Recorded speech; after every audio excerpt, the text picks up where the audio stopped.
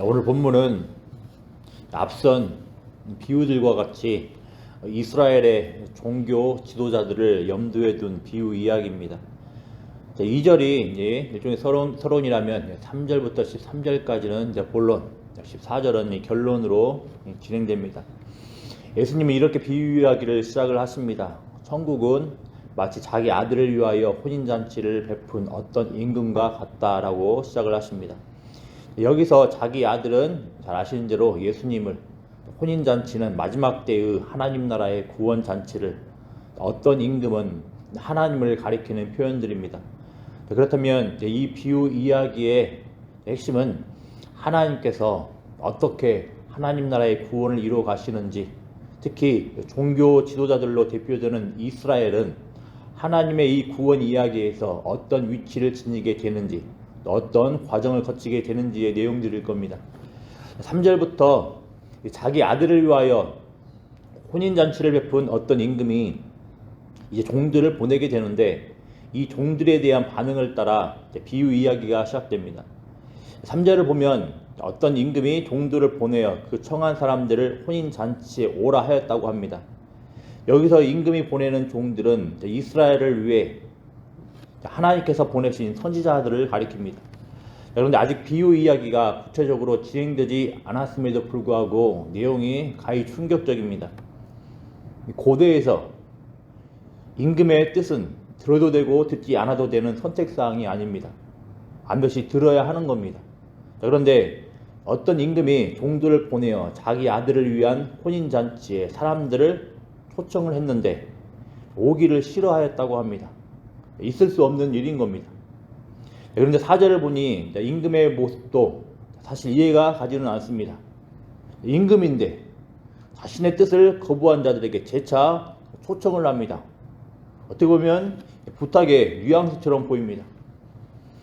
4절에 따르면 청한 사람들이 혼인잔치에 참여하게 하는 하나님의 뜻이 얼마나 진심인지를 알 수 있습니다. 비록 첫 번째 초청에 거부로 반응했지만 임금은 이들과 혼인잔치에서 구원의 즐거움을 함께 누리고 싶어 하십니다. 4절에 언급된 그 오찬을 위한 나의 소와 살찐 짐승을 잡고 모든 것을 갖추었다라고 나오는데, 임금이 이 혼인잔치를 얼마나 정성 들여 준비했는지를 보여줍니다.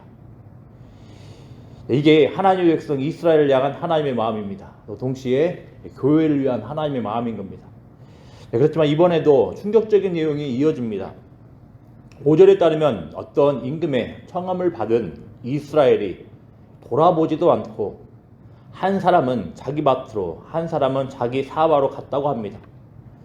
지금 임금이 재차 이렇게 청하고 있는데 이 임금의 간곡한 청을 거부하는 일이 지금 반복되고 있는 겁니다.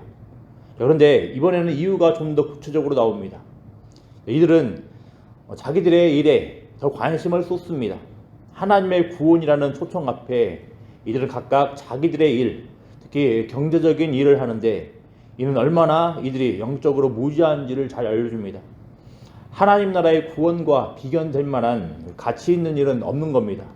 그렇지만 이들은 이 구원을 거부하고 내팽개치고 자신들의 관심사를 따라 다른 길로 향하고 있는 겁니다. 그런데 6절 내용은 더 충격적이고 말도 안 되게 심각합니다. 청함을 받았던 일부가 임금이 보낸 종들을 잡아 모욕하고 죽인 겁니다. 임금의 재차 그 요청 앞에서 이제 듣고 반응하는 것도 이제 그걸로 참 감사한데, 이것도 참 과분한 것인데, 임금이 초청하기 위해서 재차 보낸 종들을 잡아 모욕하고 죽인 것은 굉장히 심각하고 충격적인 일인 겁니다. 어떻게 이런 일이 있을 수 있겠습니까? 이 사실은 종교 지도자들로 대표되는 이스라엘 반응이 얼마나 악한지를 단적으로 보여주는 예입니다. 이들은 임금으로 비유되는 하나님의 계속되는 간곡한 초청을 받았음에도 하나님의 종 선지자들을 반대하고 핍박하고 생명을 앗아갑니다. 우리는 구약 이야기들을 통해 이스라엘이 얼마나 고집스럽게 불순종으로 반응하며 선지자들을 죽였는지 잘 압니다. 이들은 가깝게는 세례 요한을 죽였으며 앞으로 예수님을 십자가에 못 박아 죽일 겁니다. 이런 악한 반응 앞에 이제 임금은 이들에 대한 심판을 집행을 합니다. 7절에서 임금은 군대를 보내어 그 살인한 자들을 진멸하고 그 동네를 불살릅니다. 하나님은 하나님 나라의 구원 잔치에 들어오기를 계속해서 거부하는 이스라엘을 심판하신 겁니다. 수동적으로 거부하는 것을 넘어서 적극적으로 거부하는 이스라엘을 심판을 하시는 겁니다. 실제로 머지않아 하나님께서는 로마 군대를 보내서 예루살렘을 철저히 심판을 하십니다. 자, 이렇게 계속되는 그리고 요청에도 불구하고 이스라엘은 임금을 거부합니다.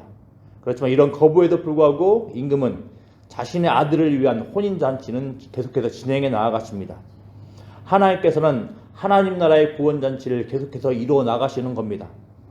8절부터는 혼인잔치의 그 대상자의 변화가 나타납니다. 임금은 혼인잔치에 합당하지 않은 자들을 배제하고 혼인잔치에 합당한 자들로 채워 나가고 싶어 하십니다. 이를 위하여 임금은 9절에서 종들을 보내어 네거리 길에 가서 사람을 만나는 대로 혼인잔치에 청하여 오라고 합니다.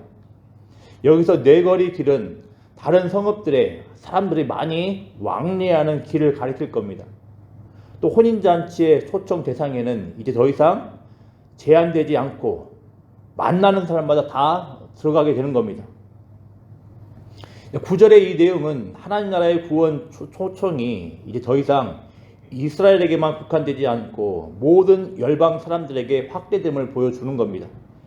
사실 이미 구약 성경에서도 열방의 사람들을 향한 하나님의 구원 초청이 없었던 건 아니지만 이제 신약을 기점으로 해서 하나님께서는 이스라엘을 중심으로 구원 역사를 이루어가시지 않고 교회를 통해서 모든 열방을 대상으로 구원 역사를 이루어 가시는 겁니다.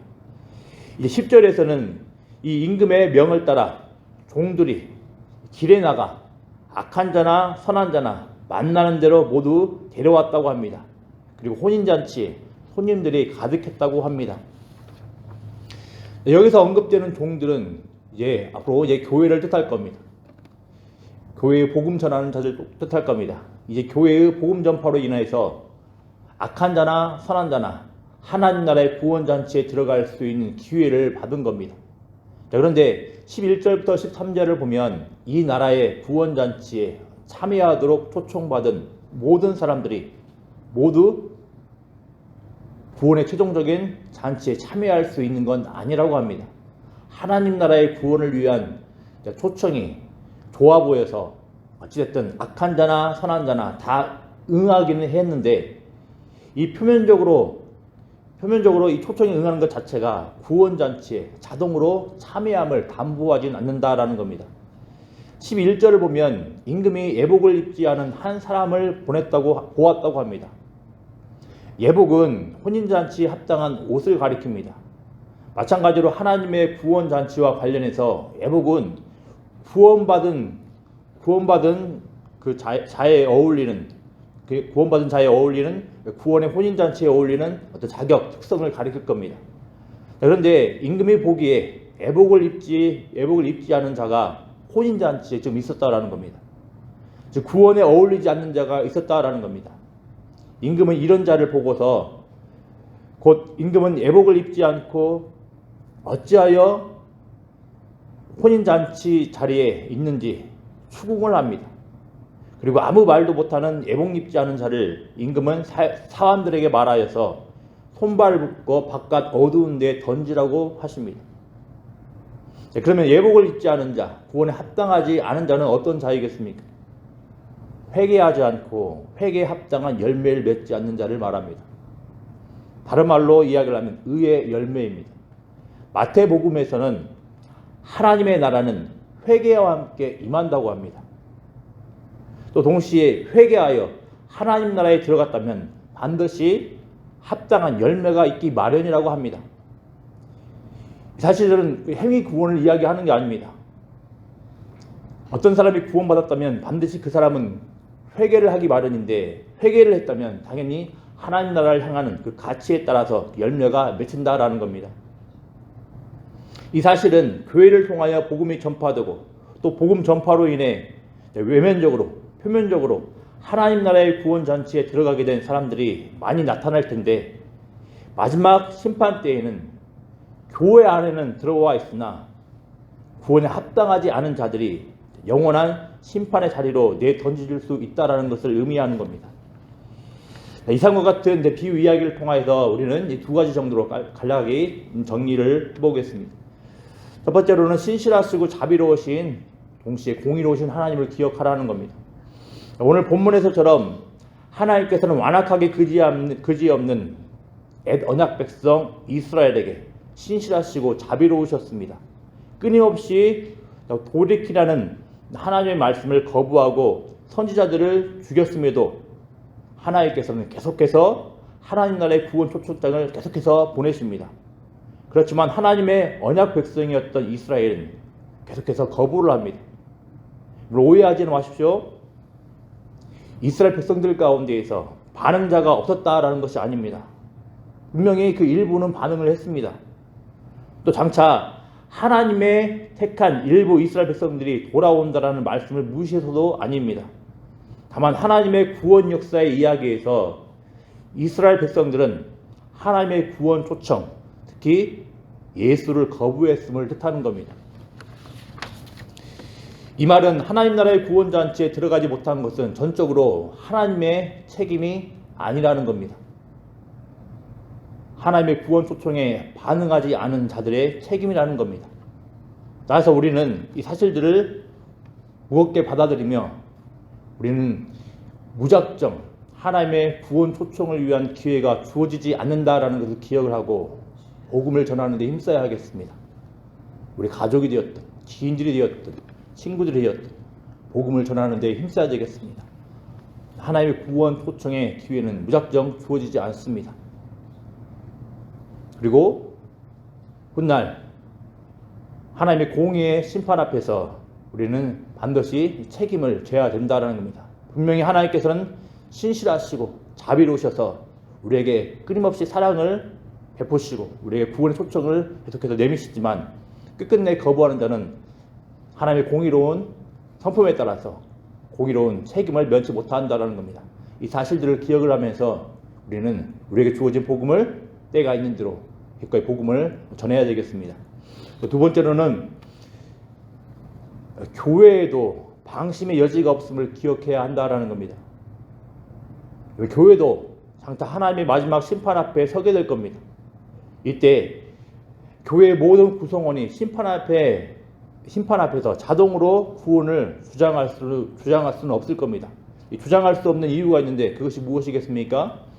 교회 안에는 본문에 살펴본 것처럼 진정으로 회개하지 않은, 그래서 당연히 합당한 회개의 열매를 맺어야 함에도 불구하고 또 의의 열매를 맺어야 함에도 불구하고 맺지 못한 자가 있을 수 있기 때문이라는 겁니다. 우리는 가론 유다를 통해서 이런 자들을 많이 확인할 수가 있습니다. 이를 알고 우리는 늘 우리 자신의 구원에 대하여서 점검하며 깨어 있어야 하겠습니다. 청함을 받은 자는 더 많되 택함을 입은 자는 적으니라라는 말씀을 기억을 해야 되겠습니다. 더 정확하게 풀어서 이야기를 하면 청함을 받은 자는 더 많되 택함을 입은 자는 더 적다라는 사실을 기억을 해야겠습니다. 더불어서 고린도후서 7장 10절 말씀을 우리 기억을 해야 되겠습니다. 하나님의 뜻대로 하는 근심은 후회할 것이 없는 구원에 이르게 하는 회개를 이루는 것이요 세상 근심은 사망을 이루는 것이니라. 이 말씀을 기억을 하면서 비록 우리가 하나님의 택한 백성이라 할지라도 우리의 구원에 대하여서 점검을 하고 깨어있는 모습이 지혜롭다 할 겁니다. 이 사실을 기억을 하면서 하나님의 은혜를 기억하며 특별히 우리의 구원을 위해 모든 것을 내어주신 하나님의 구원을 기뻐하며 우리의 신앙의 앞에서 면밀하게 돌아보는 은혜가 있기를 기도합니다. 기도하겠습니다. 아버지 하나님 감사합니다. 하나님 오늘 본문을 통하여서 하나님의 신실하고 끊임없는 자비 앞에서 계속해서 거부하는 이스라엘 백성들의 모습을 보게 됩니다. 하나님 이스라엘 백성들의 모습을 보면서 이미 지나간 일로 바라보지 않게 하시고 우리 자신에게 비춰볼 수 있도록 은혜 더하여 주시길 소망합니다. 하나님의 이 신실하고 자비로운 은혜 앞에 혹이라도 이 구원을 당연시 여기며 우리의 구원을 자동으로 당연시 여기며 우리에게 주어진 구원의 놀라운 일들을 우리의 회개에 합당한 열매로 반응하지 않는 모습들을 보이지 않는지 돌아볼 수 있도록 은혜를 다하여 주시길 소망합니다. 하나님 늘 깨어있게 하여 주시고 늘 신중하여서 하나님의 은혜에 주목하며 나아갈 수 있는 복된 은혜가 있게 하여 주시길 소망합니다. 더불어 아버지 하나님, 하나님의 신실하심과 하나님의 자비하심이 계속해서 진행될 터이언데, 하지만 이 모든 하나님의 신실하심과 자비로움이 무작정 무한정 주어지지 않는다는 사실을 기억을 하면서 언젠가 이 하나님의 신실한 은혜 앞에 반응하지 못함으로 인하여서 하나님의 공의로운 심판 앞에 우리가 책임져야 한다는 사실을 기억을 하며 때가 있는대로 기회 있는대로 복음을 증거하는 복된 우리 교회들 될 수 있도록 은혜 더하여 주시옵소서. 감사드리며 예수님의 이름으로 기도드리옵나이다. 아멘.